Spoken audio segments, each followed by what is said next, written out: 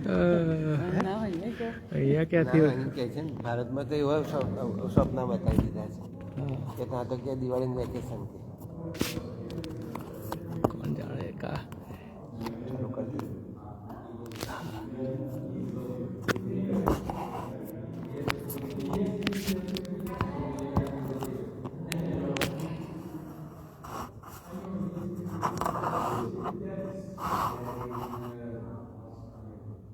થોડું વાંકું છે વાંધો નહીં. ફોન છે એ વાંકું છે.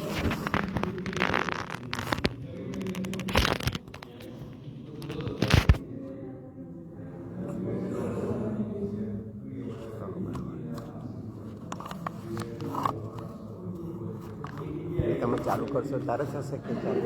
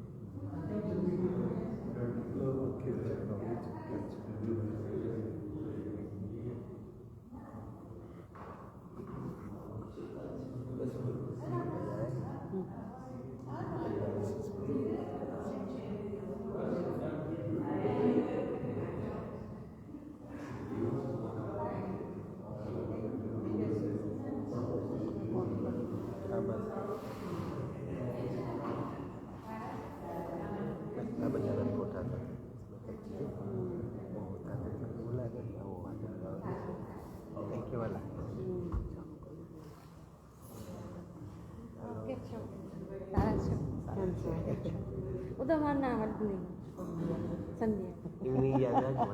ઇવનિંગ યાદ રાખજો. નહીં સર મને યાદ છે તમારું નામ. રજા સાથે કે રજા પાડી છે ના ના રજા જ છે એટલે જનરલી રજા જ હોય છે. ના હું તો 2 દિવસ જાઉં છું કામ હા પાર્ટ ટાઈમ કામ સારું લાગે. 2 વર્ષ ઉપર થઈ ગયા હા એટલે તો બસ સારું છે. હવે ઉંમર થાય છે ને એટલે પછી બહુ દોડધામ નહીં થવાનું કારણ કે અમારે તો આખો દાડો ચાલ ચાલ ચાલ જ કરો. મને થોડું પ્રોબ્લેમ હા તો એ ઓછું કરીએ સારું છે. પછી બહુ થઈ જાય ને પછી એનો કોઈ ઇલાજ જ હા નહીં. પછી ચાલવા એ ઠેકાણા ના આવે.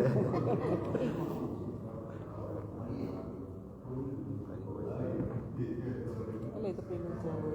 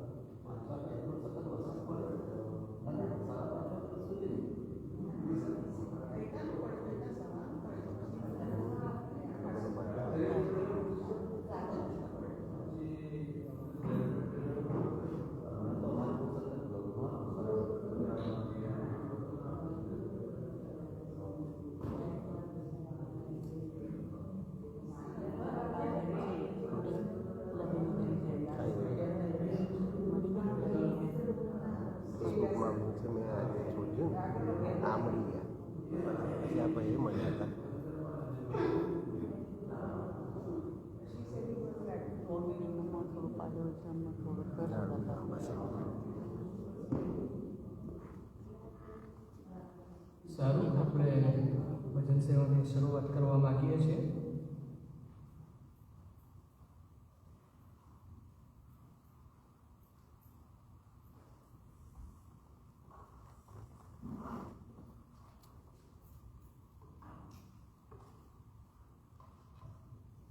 હે ઈશ્વર, સિયોનમાં તારી સ્તુતિ થાય તે ઘટિત છે. તારી આગળ માંગતા પૂરી કરવામાં આવશે. એ પ્રાર્થનાને સાંભળનાર તારી પાસે સર્વ લોક આવશે. પ્રાર્થના કરીએ. અમારા જીવન અને કૃપાળુ ઈશ્વર પિતા, તમારો પુષ્કળ આભાર માનીએ છીએ, સ્તુતિ કરીએ છીએ, આરાધના કરીએ છીએ. આ સુંદર સમયને માટે આભાર માનીએ છીએ.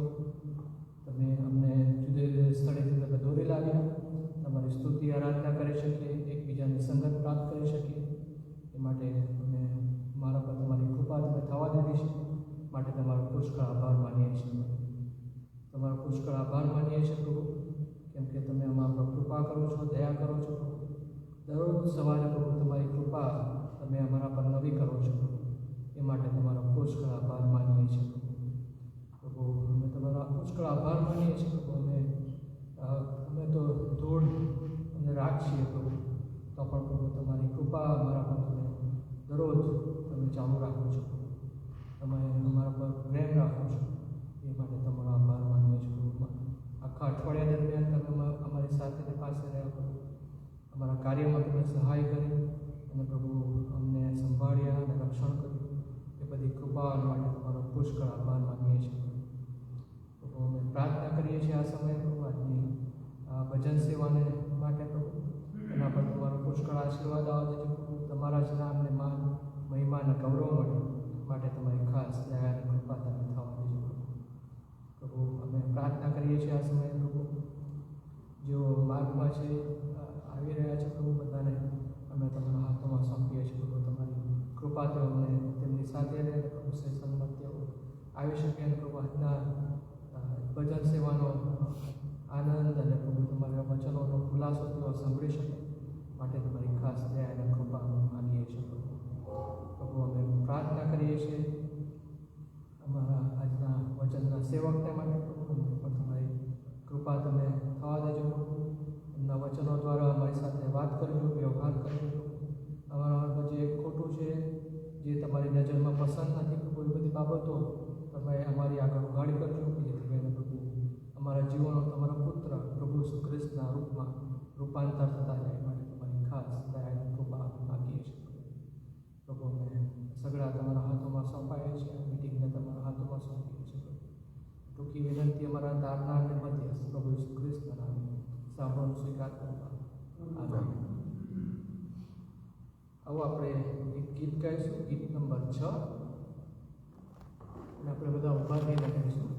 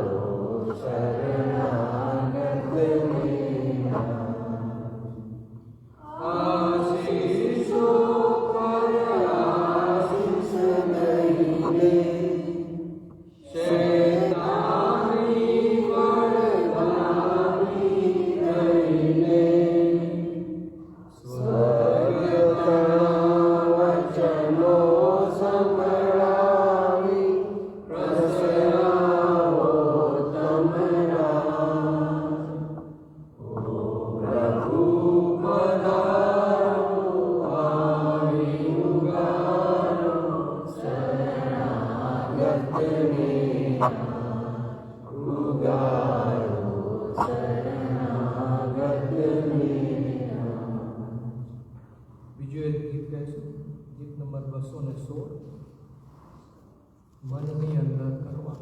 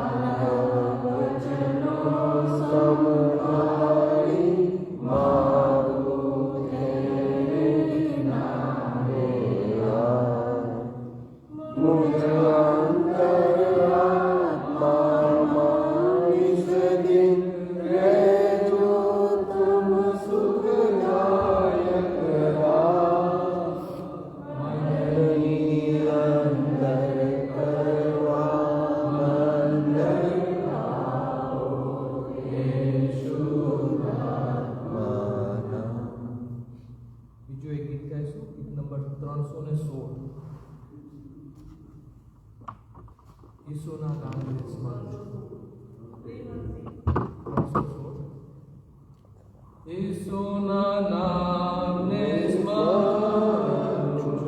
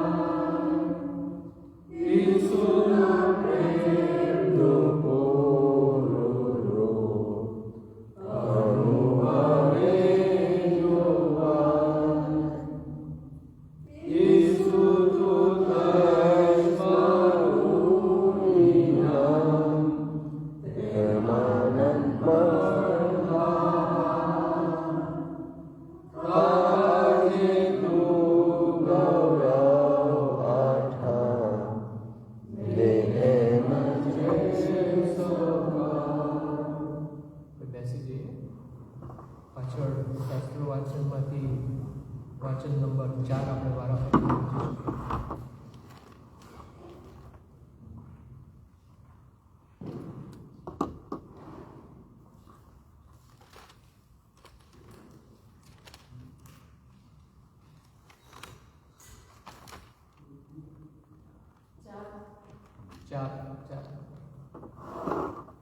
હે દેવ, મારું રક્ષણ કર, કેમ કે હું તારા પર ભરોસો રાખું છું.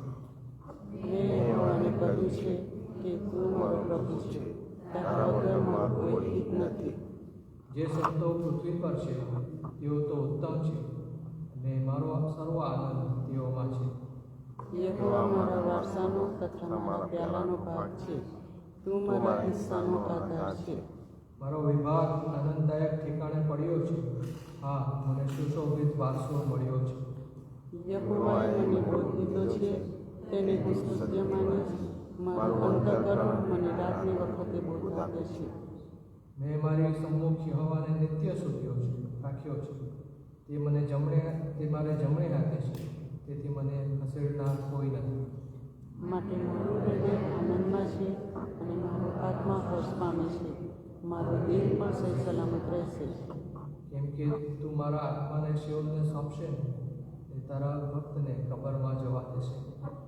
તું મને જીવનનો માર્ગ જણાવશે. તારી સન્મુખ સંપૂર્ણ આનંદ છે.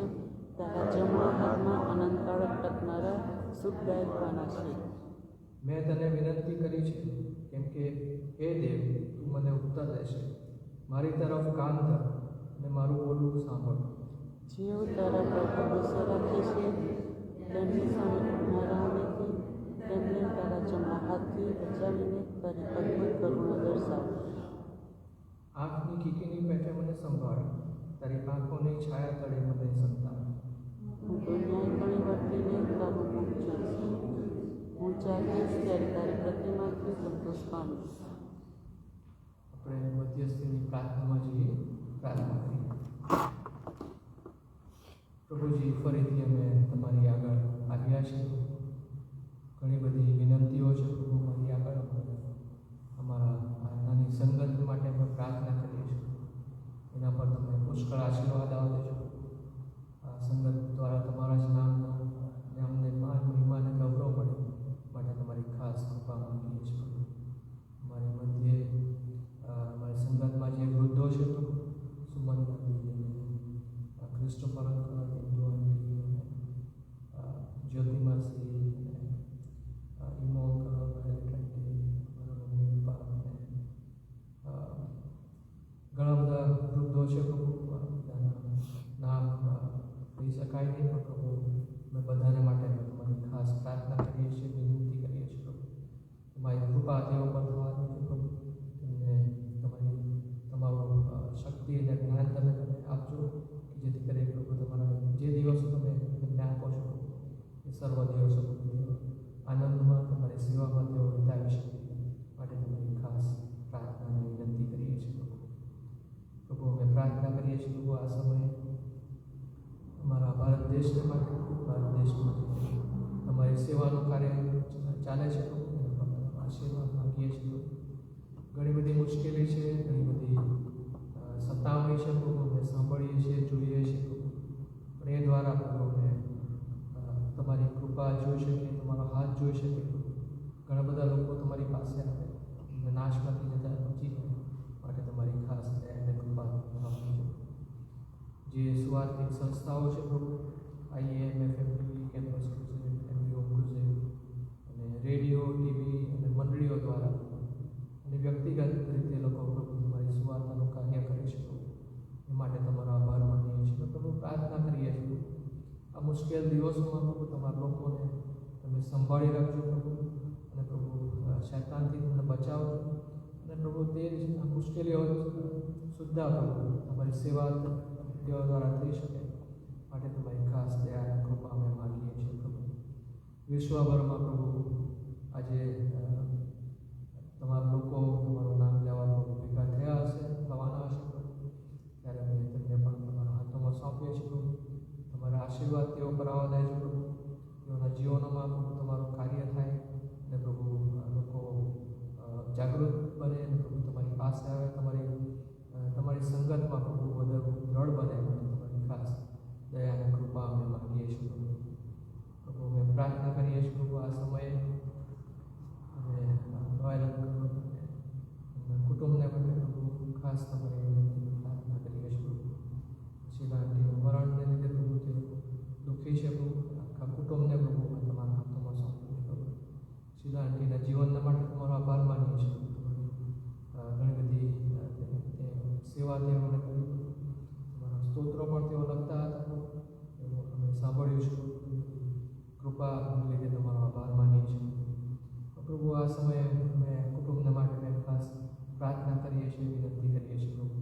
તમારા દિલાસો, તમારા શાંતો, તમારી હાજરી પ્રભુ એમના પર તમે થવા દેજો પ્રભુ, કે જેથી કરીને પ્રભુ દુઃખમાં પ્રભુ તમારો અનુભવ તેઓ કરી શકે માટે તમારી ખાસ દયા કૃપા અમે માગીએ છીએ પ્રભુ. પ્રભુ અમે પ્રાર્થના કરીએ છીએ અમારા આજના વચનના સેવક પ્રકૃતિ ક્રિશ્ચનના માટે એમને તમારા હાથોમાં સોંપીએ છીએ પ્રભુ. તમારા મુખ દ્વારા અમારી સાથે વાત કરજો, વ્યવહાર કરજો પ્રભુ. અને પ્રભુ તમારો જે સંદેશો અમારા માટે છે પ્રભુ એ અમને ચોખ્ખી રીતે પ્રભુ સંભળાવજો પ્રભુ, એવી વિનંતી કરીએ છીએ પ્રભુ. પ્રભુ અમે પ્રાર્થના કરીએ છીએ અમેરિકા દેશને માટે પ્રભુ. અહીંયા ઘણી બધી મુશ્કેલીઓ છે પ્રભુ. લોકો તમારાથી દૂર જતા રહેતા હોય એવું જોવા મળે છે પ્રભુ. ને રિવાઇવલની પ્રભુ જરૂર છે પ્રભુ. તમારો કૃપાળુ હાથ તમે આ દેશ પર તમે લાંબો કરજો અને પ્રભુ આ દેશમાં રિવાઇવલ આવે, લોકો જાગૃત બને પ્રભુ, તમારી પાસે આવે, નાશ પામી જતા બચી જાય પ્રભુ. તમારી ખાસ દયા અને કૃપા અમે માગીએ છીએ પ્રભુ. પ્રભુ અમે ફરીથી આ દેશને તમારા હાથમાં સોંપ્યું છે. દેશના રાષ્ટ્રપતિ ડોનાલ્ડ ટ્રમ્પ અને એમનું કેબિનેટ છે પ્રભુ, એમને તમારા હાથમાં સોંપીએ છીએ પ્રભુ. બધાનું રક્ષણ કરજો અને પ્રભુ તમારું જ્ઞાન અને દાપણ તેઓને આપજો, જેથી કરીને દેશને જે તમારી નજરમાં યોગ્ય છે એવી દિશામાં તેઓ લઈ જઈ શકે માટે તમારી ખાસ દયા અને કૃપા અમે માગીએ છીએ પ્રભુ. પ્રભુ અમે ફરીથી તમારા હાથોમાં સોંપાઈએ છીએ. ટૂંકી વિનંતી અમારા તારનાર મધ્યસ્થ પ્રભુ ઈસુ ખ્રિસ્તના સામૂહિક સ્વીકાર કરવા. આમેન. આપણે શાસ્ત્ર વાંચનમાં જઈએ અને સિલવાન સાહેબને વિનંતી કરીશું. એફએસસીનો પત્ર 2 અધ્યાય પહેલી 10 કલાક સમક્ષ વાંચી સંભળાવશે. ત્યાર પછી ઈમુ અંકલ સંદેશો આવશે.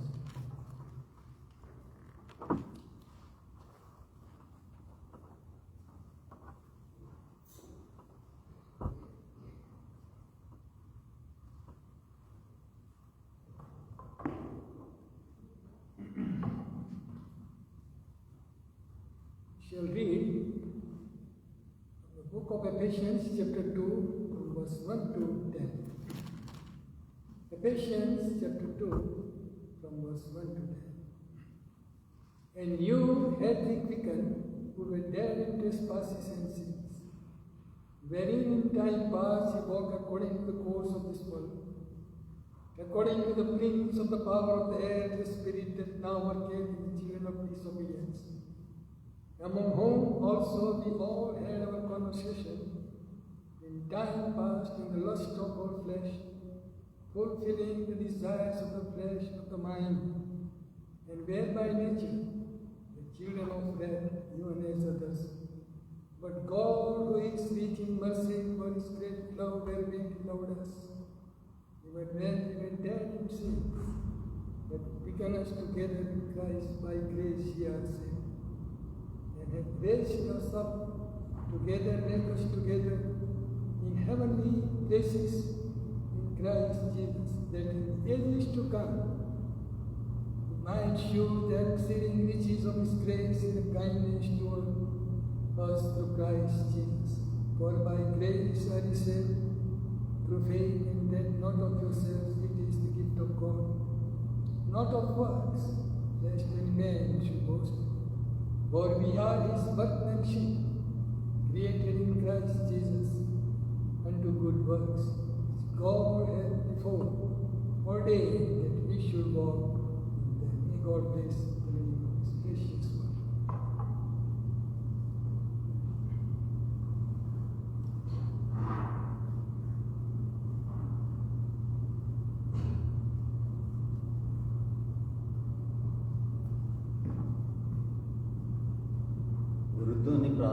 આપી અમે તે એમાં મારું નામ બી આપેલું. મારી વૃદ્ધોની વ્યાખ્યા છે 100 વર્ષની ઉપર, એટલે આપણે ત્યાં એક જ જણ વૃદ્ધ છે આંટી. આજે આપણે ગુજરાતી કવિતામાંથી થિયોલોજી શીખીશું. બાળપણમાં પ્રાથમિક શાળામાં કેટલા 70 વર્ષ પહેલા સાંભળેલી કવિતાઓ ક્યારેક યાદ આવે છે. અને આજે મને યાદ આવે કવિ કલાપી. અને મેં ગૂગલ જે પૂછ્યો, મેં એની અંદર KAVI લખ્યું તો કવિ કલાપીનું જીવન ચરિત્ર આવ્યું અને કેટલી કવિતાઓ આવી. અને મને આશ્ચર્ય થયો, એ માણસનો જન્મ 1874માં થયેલો અને 1900માં 26 વર્ષની વર્ષે એમનું મરણ થયું. અને 26 વર્ષમાં કેટલા પ્રખ્યાત થઈ ગયા. અને એમનું જીવનકાળ મને વાંચવા પરથી લાગ્યું કોઈ સુખી નહોતું. 26 વર્ષમાં 3 તો લગ્ન કરેલા. અને વિકિપીડિયાએ બતાવ્યું નહીં કે કેવી રીતે મરણ થયું, પણ 26 વર્ષની ઉંમરે એ મરણ પામ્યા. એમની એક કવિતા મને બહુ ગમી. એ સુરસિંહજી તખ્તસિંહજી કોહિરો એમનું નામ. અને 5 જ ધોરણ ભણેલા ઇંગ્લિશ મીડિયમમાં, બ્રિટિશ પાયમાં 5મું ધોરણ. આવો માણસ પ્રભુની વાત કરે છે કે છે જ્યાં જ્યાં નજર મારી કરે યાદી ભરી છે આપની, જ્યાં જ્યાં ગમન જ્યાં જ્યાં ભૂલો એટલે ભૂલો, ત્યાં ત્યાં નિશાની આપની. જો અહીં ત્યાં આવતી દરિયાવની મીઠી લહર, તેની ઉપર ચાલી રહી નાજુક સવારી આપની. તારા ઉપર તારા કણા ઝૂમી રહ્યા છે ઝૂમખા, તે યાદ આપે આંખને ગેવી કચેરી આપની.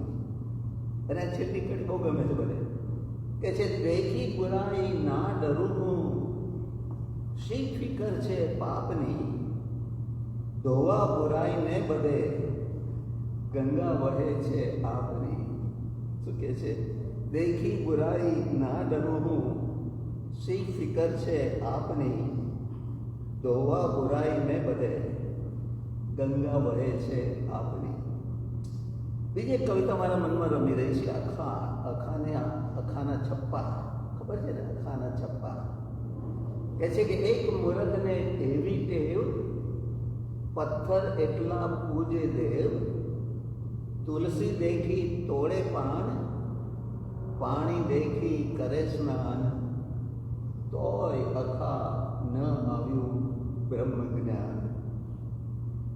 ખ્રિસ્તી વિશ્વાસનો એક અગત્યનો સિદ્ધાંત, એક અવિશ્વાસી, ખબર નહીં આખો ખ્રિસ્તી વિશ્વાસ બન્યો હશે કે નહીં, પણ એક અવિશ્વાસી કવિ વ્યક્ત કરે છે કે જ્યાં સુધી ઈશ્વરના સંબંધમાં આવ્યા નથી ત્યાં સુધી પુણ્ય કર્મો કે ગમે તેટલા સારા કામ કોઈ કામમાં આવતા નથી. અને એ બધા કામો ઉપર આધાર રાખવો પુણ્ય કર્મો ઉપર એ મોટી મૂર્ખામી છે. શરૂઆત કરે છે એક મૂર્ખને. એ માણસ મૂર્ખ હતો.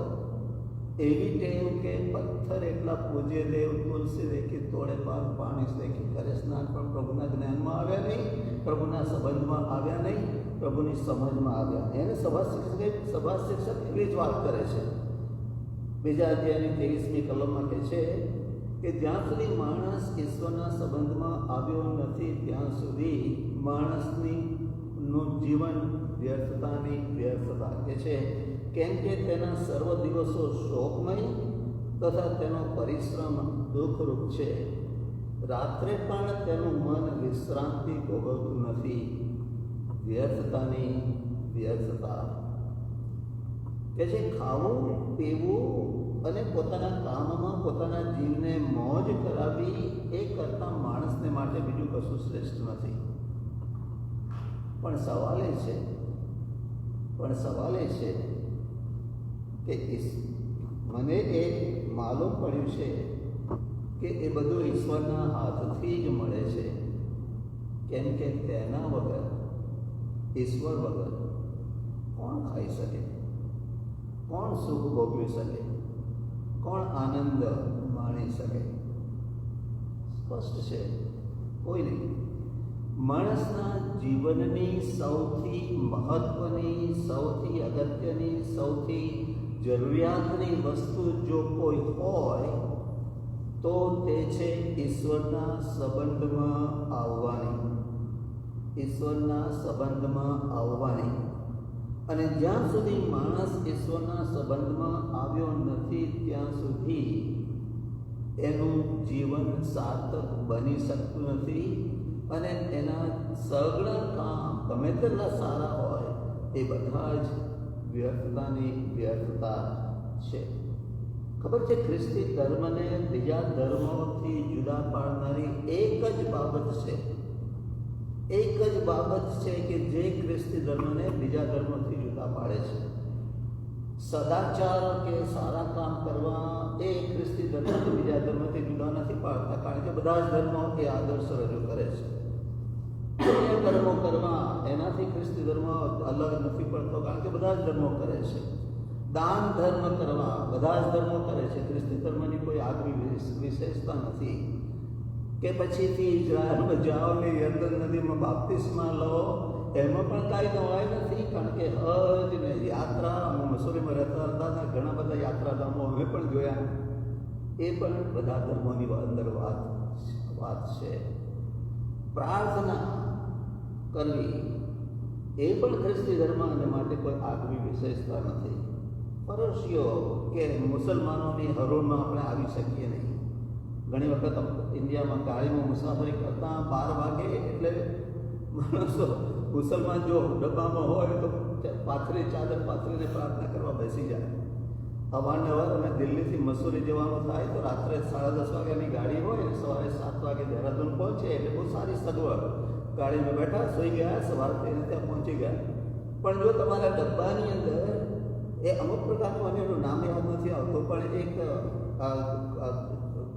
કોમ આવે કે જેમની બધી સાધ્વીઓ 4 વાગે ઉઠીને નાહવા બેસી જાય, પછી ડબ્બાના બાથરૂમમાં જઈને નાહવા બેસી જાય, કે રીતે દાતા. પણ આ બધા ધર્મ કર્મો એ બધાને ખ્રિસ્તી ધર્મથી જુદા, એમાંથી ખ્રિસ્તી ધર્મ જુદો પડતો નથી. બધા જ ધર્મોની અંદર આ બધી જ વાતો હોય છે. એક વાત ખ્રિસ્તી ધર્મને બીજા ધર્મથી જુદા પાડે છે, તે એ કે માણસ પોતાના પ્રયાસોથી ઈશ્વરને પહોંચવા પ્રયાસ કરી રહ્યો છે, જ્યારે ખ્રિસ્તી ધર્મની અંદર ઈશ્વર પોતે માણસની પાસે નીચે ઉતરી આવે છે. માણસ ઊંચો થવા પ્રયત્ન કરે છે. હમ બ્રહ્માસ્મિ, હું બ્રહ્મન છું, અને બ્રહ્મન થવાના માટે જાત જાતના કર્મ કરું, જાત જાતના તપ, ઉપાસના, વ્રત વગેરે કરું, અને ધીમે ધીમે મારી જાતને ઊંચો કરતો જાઉં અને બ્રહ્મને પહોંચી જાઉં. પણ એ ક્યારેય માણસ તો ઈશ્વરની પાસે પહોંચી જતો નથી, પણ બીજા બધા ધર્મો ઈશ્વરને માણસની કક્ષાએ લાવી મૂકે છે. એટલે ખ્રિસ્તી ધર્મને બીજા ધર્મોથી અલગ પાડનારી બાબત જો એ હોય તો ઈશ્વર સાથેના સંબંધમાં આવવા માટે ઈશ્વરની કૃપા, કે જેને કારણે, જેની મારફતે આપણે ઈશ્વરના સંબંધમાં આવી શકીએ છીએ. ઈશ્વરના સંબંધમાં આવ્યા સિવાય બધા જ પુણ્ય કર્મો નકામા છે, અને એની પર આધાર રાખવો એ મોટામાં મોટી મૂર્ખતા છે. આપણા ખ્રિસ્તી ધર્મની અંદર આ જે તફાવત છે ને એ ભૂલાઈ ગયો છે. બીજા બધા ધર્મો કરતાં આપણો ધર્મ જે અલગ પાડે છે કે સારા કામોથી નહીં પણ ઈશ્વરની કૃપાથી તારણ પ્રાપ્ત થાય છે. બધા જ સારા કામો આપણે, હું તો બહુ સારો છું, હું તો સ્વર્ગમાં જવાનો જ છું, કારણ કે હું તો બહુ સારો છું. 2 મહિના પહેલાં ઓગસ્ટ 29મી તારીખે ટાઈમ્સનો એક આર્ટિકલ મેં વાંચ્યો. દરરોજ સવારે મારી પર ટાઈમ્સનો ઈમેલ આવે છે, અને એની અંદર બધી હેડલાઇન આપેલી હોય, અને એક જે હેડલાઇન આપણે વાંચવી હોય એની પર ક્લિક કરીએ એટલે આખો આર્ટિકલ આવે. 29મી ઓગસ્ટે ટ્રમ્પનું ફોક્સ ન્યૂઝે ઇન્ટરવ્યૂ લીધેલું અને એ ઇન્ટરવ્યૂ બાબતનો આર્ટિકલ હતો. આ ટ્રમ્પની વાત નથી, આ બધી સામાન્ય વાત છે, પણ ટ્રમ્પનો દાખલો આપું છું. ત્યાં આગળ ઇન્ટરવ્યૂ માણસે કીધું કે તમે સ્વર્ગમાં માનો છો? ટ્રમ્પ કહે છે હા. તમે કેવી રીતે સ્વર્ગમાં જશો? તો કહે છે I am trying my best to achieve heaven and I am not doing very well. he agreed કે I am trying to achieve heaven with my own trying my best. અને યુક્રેનની વાત કરતા કહે છે કે જો અઠવાડિયામાં 7,000 માણસો મરતા હું બચાવી શકું તો that will be very good reason for me to get to heaven. જો 7,000 માણસોને અઠવાડિયામાં મરતા બચાવી શકું તો that will be very good reason for me to get to heaven. આ છે સામાન્ય ખ્યાલ આપણો. મારા સારા કર્મોથી હું પ્રયાસ કરી રહ્યો છું અને બહુ સારા, પણ કેટલા કર્મો કરશો કે તમે ઈશ્વરની કલ્પના કરો. આપણે ગ્રાન્ડ કેનિયનની સાઉથ રીમ અને નોર્થ રીમની વચ્ચે 18 માઇલનું અંતર છે અને માણસ એ સાઉથ રીમ પર ઊભો છે અને ઈશ્વર નોર્થ રીમ પર ઊભા છે. હવે તમે કૂદકો મારીને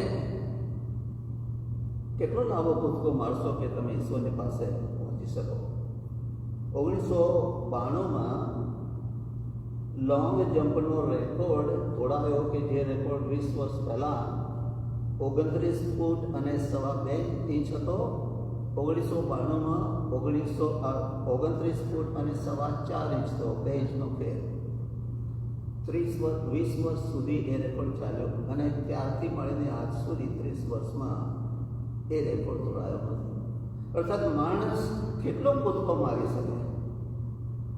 30 ફૂટ હજુ સુધી પહોંચ્યા નથી.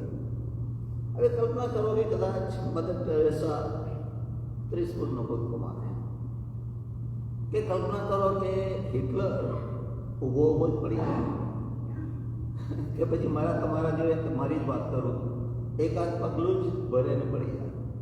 પણ બધા ક્યાં જવાના? ખાડામાં જ ને, ખાડા ને, કોઈ ફેર નહીં. માણસના પ્રયાસોથી ઈશ્વર પાસે પહોંચી શકાતું નથી. અને એટલે આપણે જે પત્રો વાંચ્યું એની અંદર 8મી અને 9મી કલમની અંદર પાઉલ પ્રેરિત એનો રસ્તો બતાવે છે. કેમ કે કૃપાથી વિશ્વાસ દ્વારા તમે તારણ પામેલા છો, એ તમારાથી નથી, કોઈ સારા કામથી નહીં, કારણ કે જેથી કોઈને એનો ગર્વ લેવાનો હોય નહીં. કેમ કે કૃપાથી વિશ્વાસ દ્વારા તમે તારણ. જો ખ્રિસ્તી ધર્મને બીજા બધા ધર્મોથી અલગ પાડનારી જો કોઈ બાબત હોય તો તે આ કૃપાનો સિદ્ધાંત. કૃપા વર્સિસ કર્મ. કર્મ બધા જ ધર્મો, કૃપા ખ્રિસ્તી ધર્મ. કૃપા તમે કૃપાથી વિશ્વાસ દ્વારા તારણ પામેલા છો અને એ તમારાથી નથી, એ ઈશ્વરનું દાન છે. સારા કામોથી નહીં, રખેને અભિમાન કરવાનું મન થાય. હવે ખ્રિસ્તી થિયોલોજીમાં 2 પ્રકારની કૃપા છે. એક તો સર્વ સામાન્ય કૃપા, જેને કોમન ગ્રેસ કહેવાય. કોમન ગ્રેસ એટલે બધી જ માનવ જાત ઉપર ઈશ્વરની કૃપા. વિશ્વાસી હોય કે અવિશ્વાસી હોય, ધાર્મિક હોય કે અધાર્મિક હોય, સારું જીવન જીવતો હોય કે પછી રોમનોના પહેલા પત્રમાં પહેલા અધ્યાયમાં 18મી કલમથી આગળ બધું વર્ણન કરે છે એ પ્રકારનું જીવન જીવતો હોય, બધા માણસો પર ઈશ્વર કૃપા કરે છે. કારણ કે પ્રવૃત્તિના 17મા અધ્યાયમાં પાઉલ એથેન્સના અવિશ્વાસી અધાર્મિક વિધર્મી લોકોને સંબોધીને કહે છે કે, અને ત્યાં પણ વિધર્મી માણસોની કવિતા ટાંકે છે કે તેમનામાં આપણે જીવીએ છીએ, હરીએ ફરીએ છીએ અને અસ્તિત્વ ધરાવીએ છીએ ઈશ્વરમાં. અર્થાત કોઈ પણ માણસ વિધર્મી કે ખ્રિસ્તી કે વિશ્વાસી કે અવિશ્વાસી ઈશ્વરની કૃપા સિવાય એક ડગલું પણ ભરી શકે નહીં, એક ક્ષણ પણ જીવી શકે નહીં, કાઢેલો શ્વાસ પાછો લઈ શકે નહીં. ઈશ્વરની કૃપા સર્વ માનવજાત માટે છે. એમની જેમ ઈસુ ખ્રિસ્તે કહ્યું ને કે ઈશ્વર ભલા અને ભૂંડા ઉપર સૂરજ ઉગાડે છે અને વિશ્વાસી અવિશ્વાસીના ખેતર પર વરસાદ વરસાવે છે. એક બાજુ વિશ્વાસીનું ખેતર હોય ને બીજું બાજુ અવિશ્વાસીનું ખેતર હોય. વિશ્વાસીના ખેતરમાં વરસાદ પડે અને અવિશ્વાસીના ખેતરમાં વરસાદ પડે એવું નથી બનતું. ગામડામાં અમારું 2.5 એકરનું ખેતર હતું અને આસપાસ બધા પટેલોના ખેતરો, બધા જ ખેતરો પર વરસાદ પડે. અને અમારા ખેતરની બાજુમાં એક મોટું ખેતર હતું. એ ભાઈની પાસે કૂવો હતો.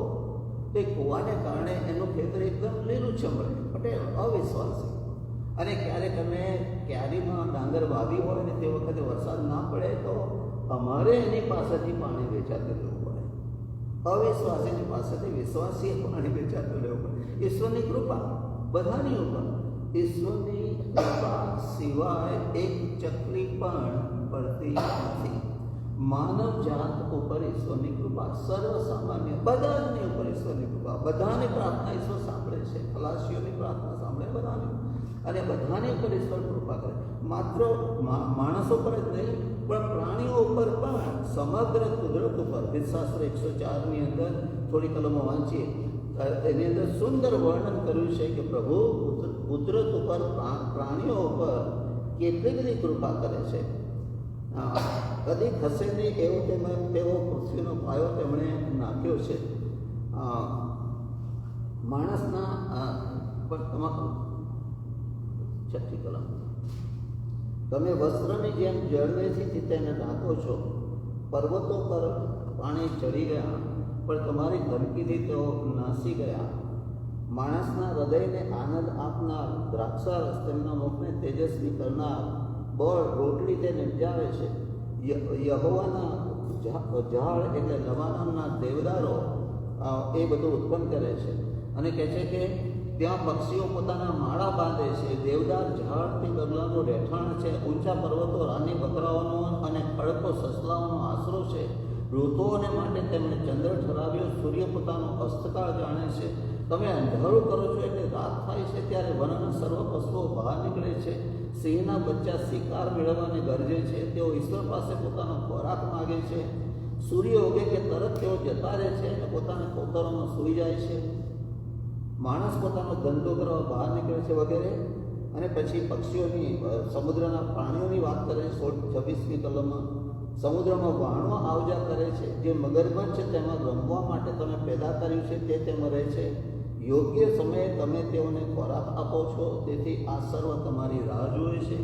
જે તમે તેઓને આપો છો તે તેઓ વીણે છે. તમે તમારો હાથ ખોલો છો ત્યારે તેઓ તમારા ઉપકારથી તૃપ્ત થાય છે. તમે તમારું મુખ સંતાડો છો ત્યારે તેઓ ગભરાઈ જાય છે. તેઓનો પ્રાણ તમે લઈ લો છો એટલે તેઓ પાછા ધૂળમાં મરી જાય છે. સમગ્ર કુદરત પર સૂર્યના ટેમ્પરેચરમાં થોડોક પણ ફેરફાર થાય, ઠંડુ થાય તો આખી પૃથ્વી થીજી જાય, અને થોડોક જ ફેરફાર થાય અને ગરમ થાય તો આખી પૃથ્વી બળી જાય. આખી પૃથ્વીનું વ્યવસ્થા પ્રભુએ એવી કરી છે કે એમની કૃપાથી જીવન ટકી રહે છે. એમની કૃપાથી બધું જ ક્રમમાં ચાલ્યા કરે છે. આ છે સર્વ સામાન્ય કૃપા. અને એની પાછળ ઈશ્વરનો હેતુ એ છે. પ્રેરિતોના કૃત્યના 17મા અધ્યાયની અંદર શરૂઆતનો ભાવ કહે છે તે પ્રમાણે કે માણસ ઈશ્વરને ઓળખે. રોમનોના પત્રની અંદર કહે છે કે પ્રભુએ પોતાની ઓળખાણ આપી છે, એટલી સ્પષ્ટ રીતે આપી છે કે એમની પાસે કોઈ બહાનું રહેતું નથી કે એમ ઈશ્વરને જાણતા નથી. એટલે સગળા માણસો પર, સગળી માનવજાત ઉપર, સગળી પ્રાણી જગત ઉપર, કુદરત ઉપર ઈશ્વરની કૃપા, કૃપા, કૃપા અને કૃપા. કૃપા સિવાય કશું જ ટકી શકે નહીં. આ છે સર્વસામાન્ય કૃપા. આપણી દરેક માનવજાત પર, વિશ્વાસી કે અવિશ્વાસી, એમને તંદુરસ્તી જાળવી રાખે, એમની જરૂરિયાતો પૂરી પાડે, એમને આનંદ અને શાંતિ પણ આપી શકે, અને બધું જ ભરપૂરપણે આપે. અને આ સામાન્ય જ્યારે પણ આપણે ઈશ્વરની કૃપાની, ઈશ્વરના આશીર્વાદોની વાત કરીએ છીએ ત્યારે આપણે સામાન્ય રીતે આ સામાન્ય કૃપાની, કોમન ગ્રેસની વાત કરીએ છીએ. પ્રભુએ તો મને બહુ આશીર્વાદ આપ્યો છે, કોઈ જાતની ખોટ નથી. અમારા છોકરાને બધા સારી નોકરીઓમાં છે અને અમે સારી તંદુરસ્તીમાં છીએ. આ બધા આશીર્વાદો છે, પણ એ બધા આશીર્વાદો એ કોમન ગ્રેસ છે અને પ્રાણીઓને પણ એ આશીર્વાદો મળે છે. પ્રભુ પ્રાણીઓની પણ તંદુરસ્તી જાળવી રાખે છે, પ્રભુ પ્રાણીઓને પણ ખોરાક પૂરો પાડે છે અને માણસને પણ તંદુરસ્તી જાળવી રાખે છે. પ્રભુ આપણી તંદુરસ્તી ભલે ને ગમે તેટલી હોય, માલા પડવાના અને માલા પડે સાજા પણ ભલે ને ગમે એટલી વાર આવે, આવવાનું ભલે ને ગમે તેટલું લાંબુ જીવન જીવીએ છેવટે. એટલે આ જે સામાન્ય કૃપા છે એ બહુ મોટા કામવાળી નથી, એ કામ ચલાવશે. એ માત્ર આ પૃથ્વી ઉપરના જીવન માટે જ છે. એ પૃથ્વી ઉપરનું જીવન જાય પછી અહીંનું બધું જતું રહેશે, તંદુરસ્તી જતી રહેશે, સુખ સાહેબી જતી રહેશે, એ બધું અહીં મૂકીને જવાનું છે. એટલે મોટા ભાગે આપણે સામાન્ય કૃપા કોમન ગ્રેસની ઉપર આધાર રાખીએ છીએ અને એનો જ વિચાર કરીએ છીએ. અને એ કોમન ગ્રેસ પ્રાણીઓ માટે બરાબર છે, પણ માણસ એકલી રોટલીથી જીવી શકતું નથી. એટલે માણસે એક કોમન ગ્રેસથી આગળ વધીને બીજી કૃપા કે જેને સેવિંગ ગ્રેસ કહે છે, ઉદ્ધારક કૃપા, એક ઉદ્ધારક કૃપા પ્રાપ્ત કરવાની છે. ઉદ્ધારક કૃપા પ્રાપ્ત કરવાની છે. માણસ જ્યાં સુધી એક ઉદ્ધારક કૃપા પ્રાપ્ત ન કરે ત્યાં સુધી એનું જીવન જેમ પેલા અખાએ કહ્યું તેમ મૂર્ખામી ભર્યું અને એના જીવનનો કોઈ અર્થ નહીં. કૃપા શબ્દ નવા કરારની અંદર ઘણી વખત 155 જેટલી વખત વપરાયો છે અને એની ઉપર મોટા ભાગનો ઉપયોગ એ ઈશ્વરની કૃપાના સંદર્ભમાં કરવામાં આવ્યો છે, કોમન ગ્રેસ અને સેવિંગ ગ્રેસ. હવે ઈશ્વરની કૃપા એક બાજુ છે, પણ એફેસીઓના પત્રનો જે કલમ આપણે વાંચીએ એ પ્રમાણે કૃપાથી વિશ્વાસ દ્વારા તારણ પ્રાપ્ત થાય છે. એક બાજુ છે કૃપા, પણ તે સાથે વિશ્વાસ. કૃપા છે ઈશ્વર તરફથી, વિશ્વાસ છે માણસની જવાબદારી.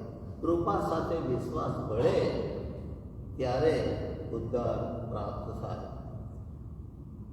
વિશ્વાસ એ બાઇબલનો એક મુખ્ય વિષય છે અને માત્ર નવા કરારની વાત કરીએ તો 483 વખત વિશ્વાસ શબ્દનો ઉલ્લેખ છે. 242 વખત વિશ્વાસ એ બિલીફના અર્થમાં અને 241 વખત વિશ્વાસ કરવાના અર્થમાં. વિશ્વાસ અને માણસના જીવનનો સૌથી મુખ્ય, સૌથી મોટો, સૌથી મહત્વનો નિર્ણય જો હોય તો વિશ્વાસ કરવાનો. વિશ્વાસ કરવાનો.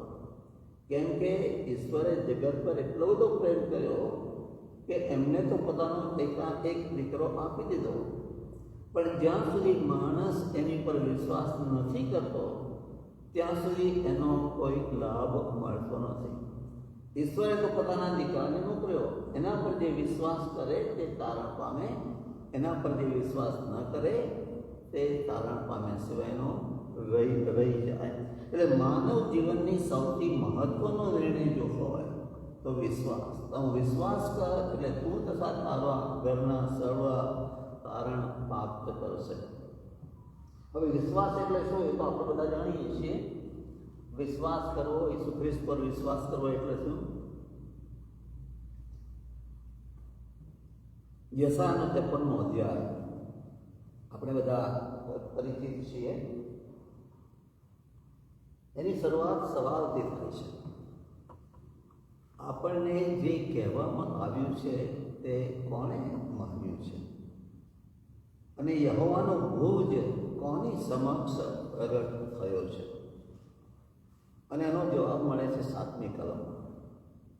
આપણે તો એને દુઃખી પુરુષ અને દર્દનો અનુભવી માનેલો અને આપણે એની કદર બૂજી નહીં.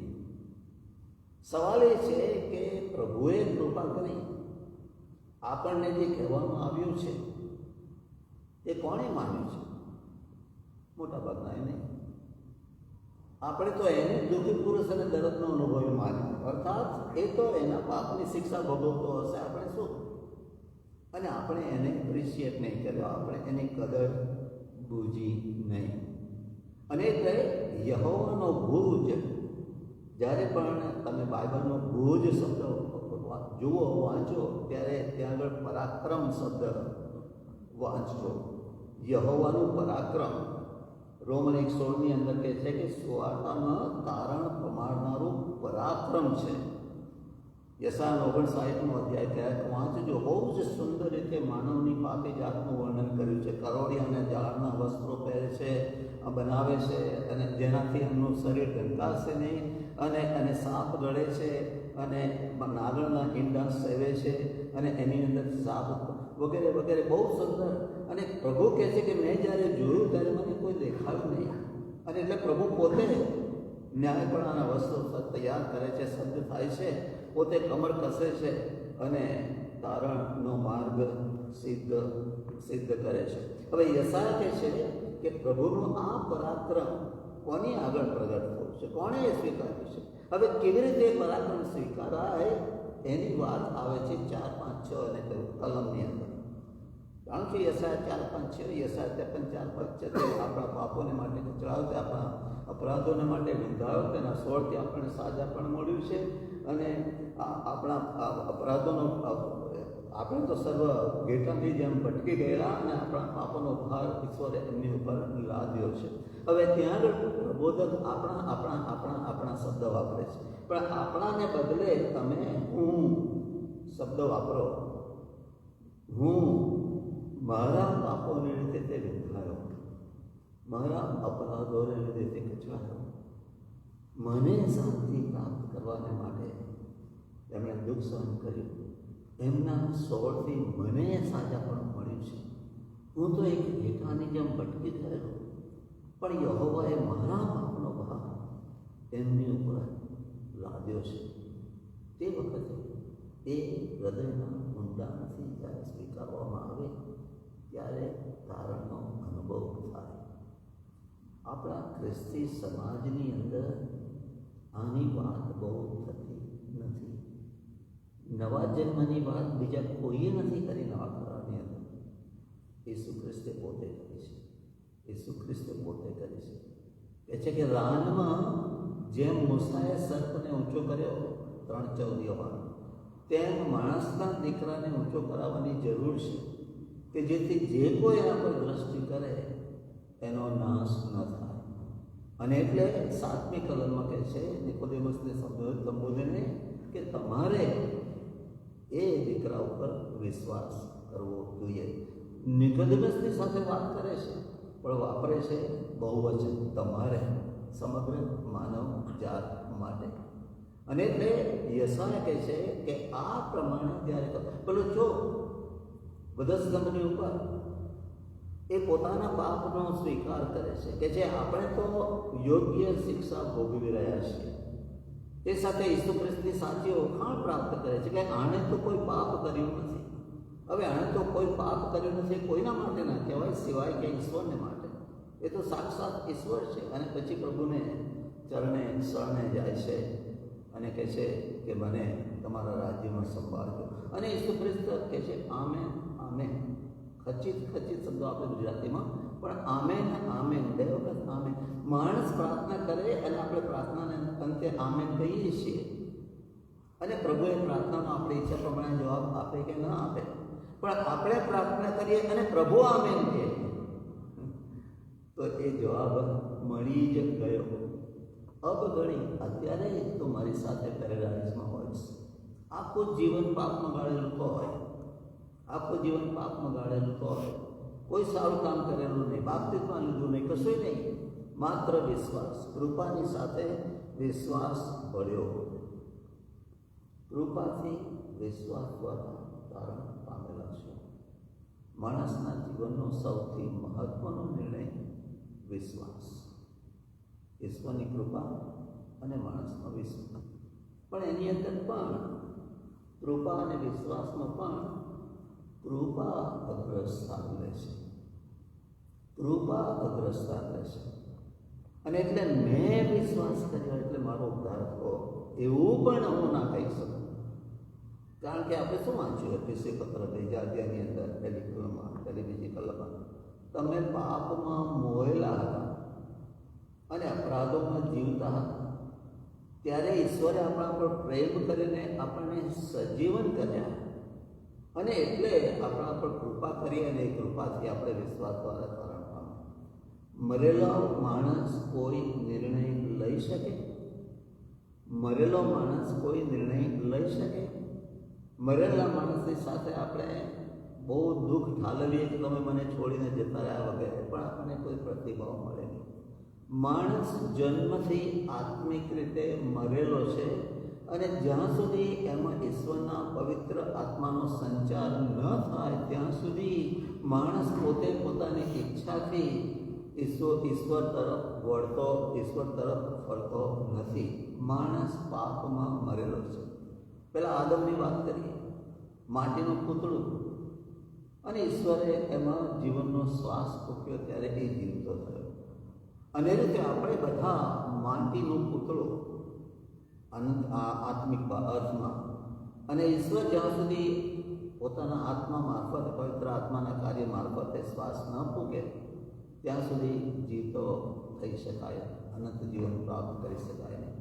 પેલા હજકીય 37 અધ્યાયમાં સુકાહાળતાની વાત તો તમને યાદ હશે. સુકાહાળતા, આખી ખીણ સુકાહાળતાથી ભરાયેલી છે. અને યહોવા ઈશ્વર એને પૂછે છે પ્રભુએ કે શું આ સુકાહાળતા જીવતા થઈ શકે? કેવો વિચિત્ર સવાલ. જવાબ સ્પષ્ટ જ છે, હરગી જ નહીં. કેવી રીતે થાય? ના થાય. પણ પ્રભુ તો ડાયો છે, સમજણો છે, એ ઈશ્વરને ઓળખે છે. એટલે એ કહેતો નથી કે આ તો કેવી રીતે થાય, એમ નથી કહેતો. શું કહે છે? પ્રભુ તમે જાણો છો, પ્રભુ તમે જાણો છો. અર્થાત હા પ્રભુ, તમારી ઈચ્છા હોય તો થઈ શકે છે, તમારી ઈચ્છા હોય તો થઈ શકે છે. જ્યારે ઈસુ ખ્રિસ્ત પેલા ઊંટમાંથી સોયના નાકામાંથી ઊંટને પસાર થવાની વાત કરે છે કે દ્રવ્યાનુભવાને માટે, ત્યારે શિષ્યો પૂછે છે કે પ્રભુ એવું હોય તો પછી કોણ તારણ પામી શકે? જો પ્રભુ એવું હોય તો કોણ તારણ પામી શકે? ત્યારે ઈસુ ખ્રિસ્ત કહે છે કોઈ નહીં, માણસની પોતાની રીતે. કારણ કે માણસને માટે અશક્ય છે, પણ ઈશ્વરને માટે સર્વ શક્ય છે. પાપમાં મરેલો માણસ પવિત્ર આત્માના સંચારથી જીવતો થાય છે. કલાપી કહે છે ને, કલાપીનું કાવ્ય યાદ આવે છે. હવે પેલો બધું યાદ હતા ને એકદમ ભૂલી ગયો. હા પસ્તાવો વિપુલ ઝરણું સ્વર્ગથી ઉતર્યું છે. પાપી તેમાં ડૂબકી લઈને શુદ્ધ બની શકે છે કે ઉતરી શકે? હા પસ્તાવો વિપુલ ઝરણું સ્વર્ગથી ઉતર્યું છે. ક્યાંથી આવ્યું છે વિપુલ ઝરણું પસ્તાવાનું? ક્યાંથી આવ્યું? મારામાંથી, મારા હૃદયમાંથી? પસ્તાવો પણ સ્વર્ગમાંથી આવે છે. પસ્તાવો પણ ઈશ્વરની કૃપાથી આવે છે. અને એટલે આપણે એનું પણ અભિમાન કરી શકીએ નહીં. એટલે જો આપણે તારણ પામેલા છીએ અને સહેજ પણ એનો ગર્વ છે તો એ બતાવે છે કે તારણ ખરેખર પ્રાપ્ત થયું નથી. કારણ કે તારણ કેવી રીતે પ્રાપ્ત થાય એની પણ એમને ખબર નથી. સહેજ પણ ગર્વ નહીં. આપણું ખ્રિસ્તીપણું કોમન આપણે એકબીજાની સાથે સરખામણી કરીએ છીએ. બીજા માણસોની તરફ આપણે નીચી દ્રષ્ટિથી જોઈએ છીએ અને બીજાની સરખામણીમાં આપણે આપણી જાતને વધારે ઊંચી માનીએ છીએ. પેલી દલપતરામની વાત યાદ છે ને, પેલા ઊંટ અને બધા પ્રાણીઓ ભેગા થયેલા. તો ઊંટ કહે છે કે આ કેવું બધું કે જે પોપટની ચાંચ વાંકીને, કૂતરાની પૂંછડી વાંકીને, બગલાની ડોક વાંકીને પેલું એ સાંભળી શિયાળ બોલ્યું, ખબર છે ને? અન્યનું તો એક વાંકું પછી આપના 18 છે. એટલે આમાં 18 અંગો કયા ગણવાનું બેસવાની જરૂર નથી. કહેવાનો અર્થ એ છે કે બીજાની આંખમાં તો તમે તણકલું શોધવા જાઓ છો, પણ તમારી આંખનો ભારોટીઓ ક્યારે જોશો? જ્યાં સુધી એ ભાન આપણને થતું નથી ત્યાં સુધી એક મૂર્ખને એવી ટેવ જેવી પરિસ્થિતિ આપણી છે. ત્યાં સુધી એવી પરિસ્થિતિ આપણી. કૃપાથી વિશ્વાસ દ્વારા તમે તારણ પામેલા છો. એ ઈશ્વરનું દાન છે. ઈશ્વરનું દાન છે. સારા કામથી નહીં, લખે નહીં, કોઈ અભિમાન કરે. ઈશ્વરની કૃપા, ઈશ્વરનો પ્રેમ.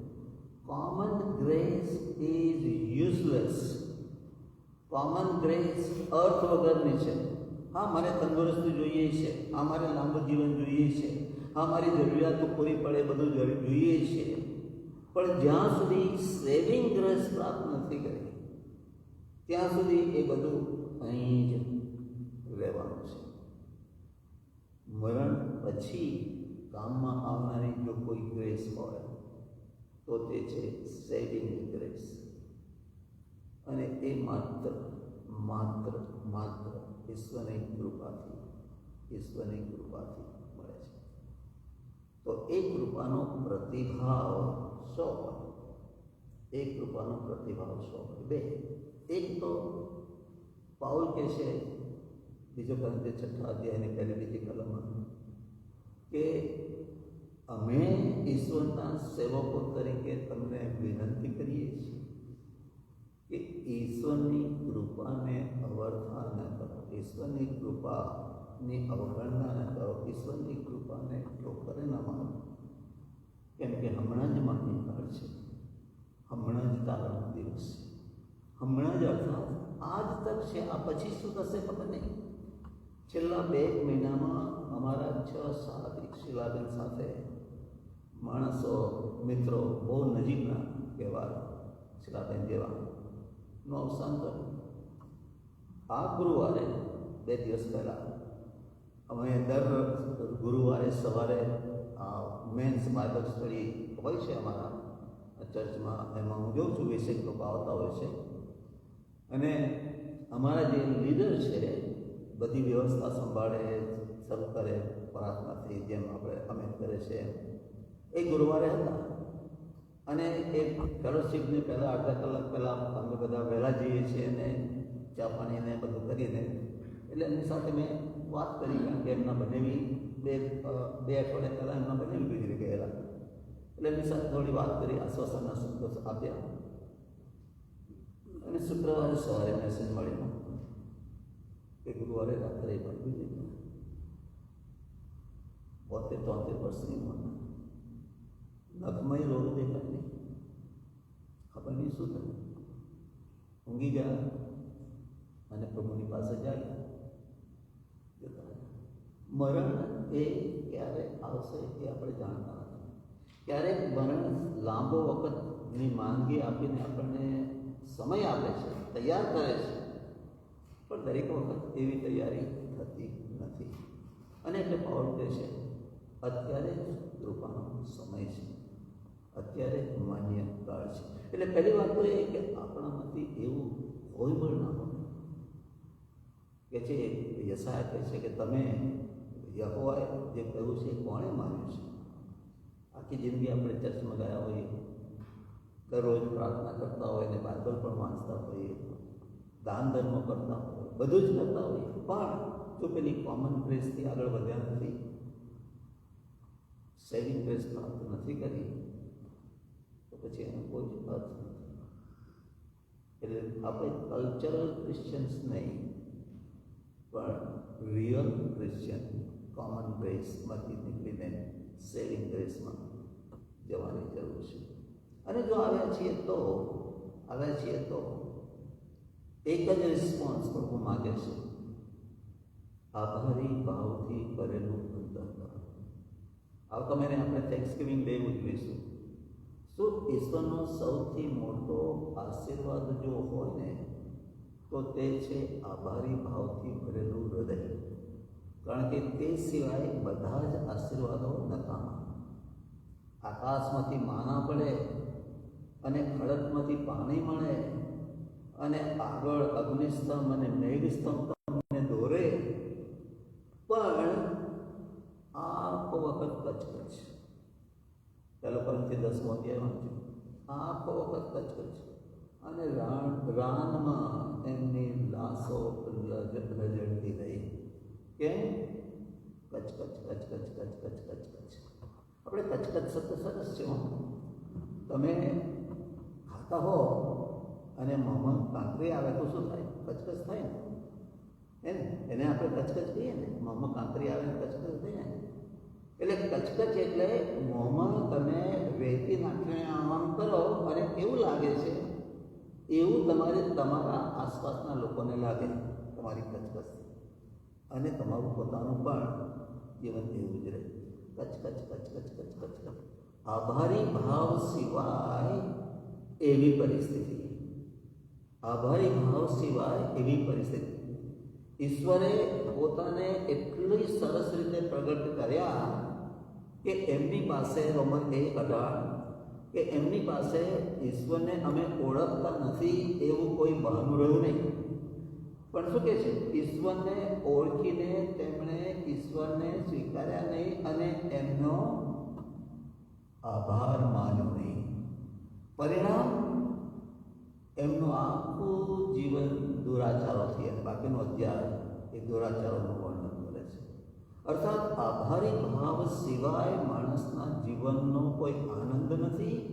માણસના જીવનમાં ઈશ્વરનું જ્ઞાન કે ભાન કે ઈશ્વર પ્રત્યે માન નથી અને જીવન ધૂળ ધાણીને લગતા પાણી છે. આભારી ભાવ સિવાય. અને આભારી ભાવ જેની અંદર હશે એ ઈશ્વરને પસંદ પડે તેવું જીવન જીવશે. ઈશ્વરના સેવા કાર્યોમાં પોતાનો સમય વાપરશે, પોતાના નાણાં વાપરશે. હું શું કરું ને શું ના કરું એવી ધગસથી પ્રભુની સેવામાં લાગુ રહેશે. આભારી ભાવ નો અભાવ એ સંપૂર્ણપણે નકારાત્મક જીવન લાવે છે.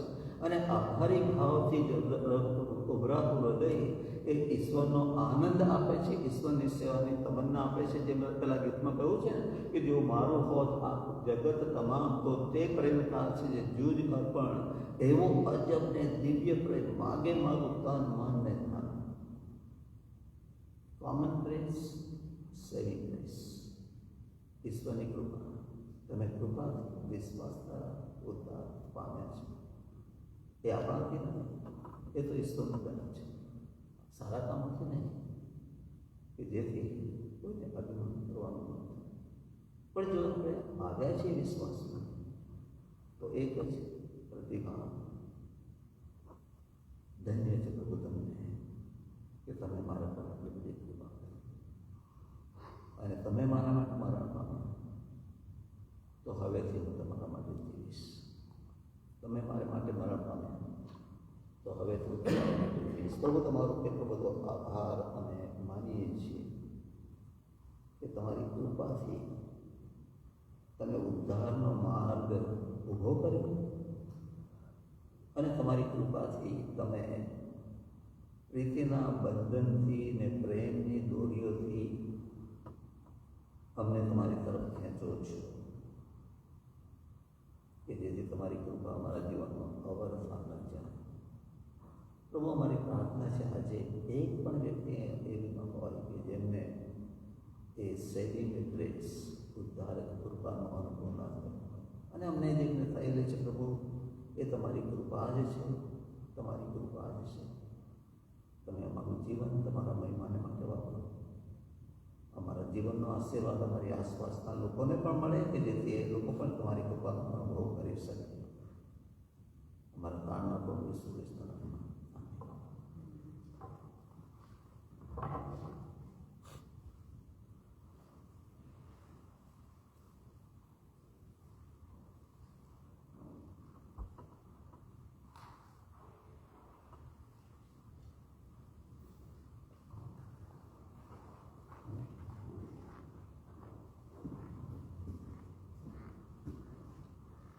મોકલનો આભાર માનીએ છીએ, પ્રભુનો આભાર માનીએ છીએ આ વચનો માટે.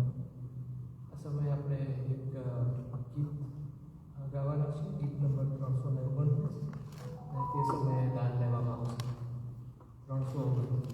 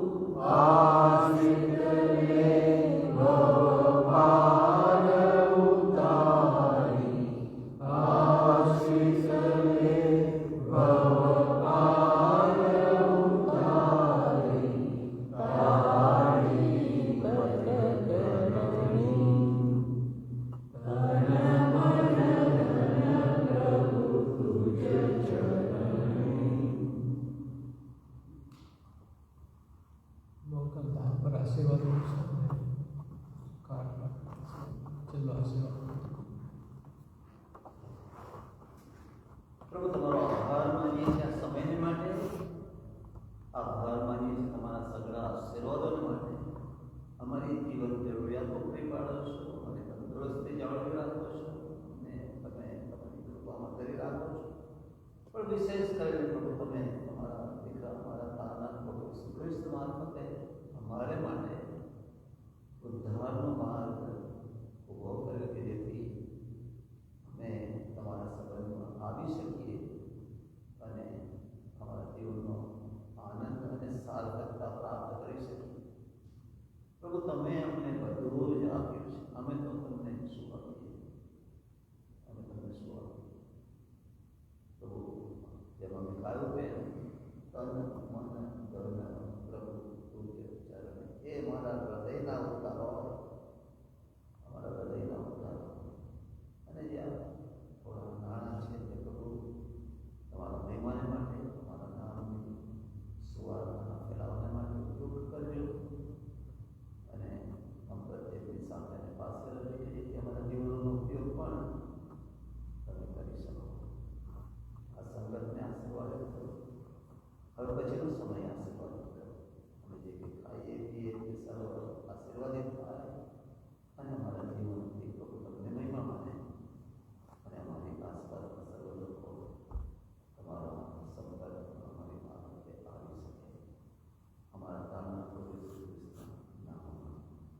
ઈશ્વરની કૃપા આપણા સર્વની સાથે.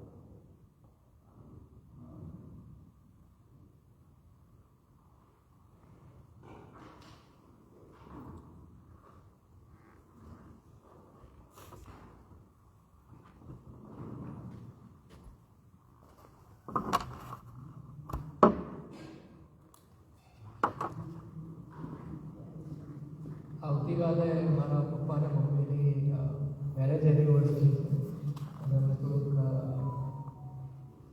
ખોરાક લાવ્યા છે. Please welcome and enjoy. Thank you.